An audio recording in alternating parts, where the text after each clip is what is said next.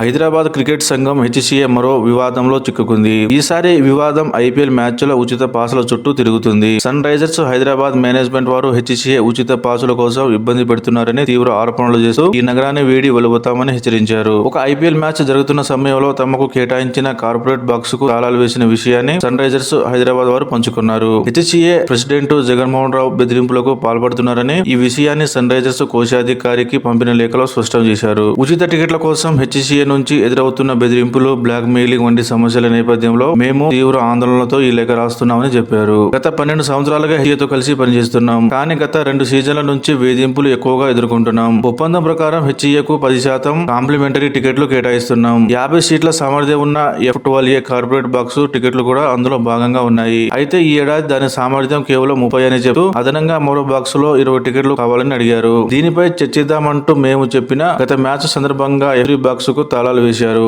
అదనంగా 20 టికెట్లు ఇవ్వకపోతే తెరవమంటూ బెదిరించారు. మ్యాచ్ ఆరంభానికి 1 గంట ముందు వరకు ఆ బాక్స్ ను తెరవలేదు. మ్యాచ్ సమీపిస్తున్న సమయంలో ఇలా బ్లాక్ మెయిలింగ్ చేయడం చాలా అన్యాయం. ఇలాంటి పరిస్థితులలో సమన్వయం పాటించడం కష్టం. గత 2 ఏళ్లలో హెచ్సిఏ సిబ్బంది ఎన్నో ఇబ్బందులకు గురి చేశారు. ఈ ఏడాది హెచ్సిఏ ప్రెసిడెంట్ పలుమార్లు బెదిరించారు. ఇది సంఘానికి కూడా తెలియజేయడం జరిగింది. హెచ్సిఏ ముఖ్యంగా అధ్యక్షుడి ప్రవర్తన చూస్తే ఈ స్టేడియంలో సన్ రైజర్స్ ఆడడం ఇష్టం లేనట్లుగా అనిపిస్తుంది. ఇదే ఉద్దేశం అయితే బీసీసీఐ తెలంగాణ ప్రభుత్వం మా యాజమాన్యంతో సంప్రదించి మరో వేదికకు మారిపోతాం. హెచ్సిఏ నుంచి గత 2 ఏళ్లలో ఇలాంటి ఇబ్బందులు ఎదుర్కొంటున్నాం. ఈ విషయంపై చర్చించడానికి హెచ్సిఏ అపెక్స్ కౌన్సిల్ సభ్యులతో మీటింగ్ ఏర్పాటు చేయాలని మేము కోరుతున్నామని చెప్పారు. సన్ రైజర్స్ జనరల్ మేనేజర్ టీనా తాను రాసిన లెటర్ లో ఈ విధంగా పేర్కొన్నారు.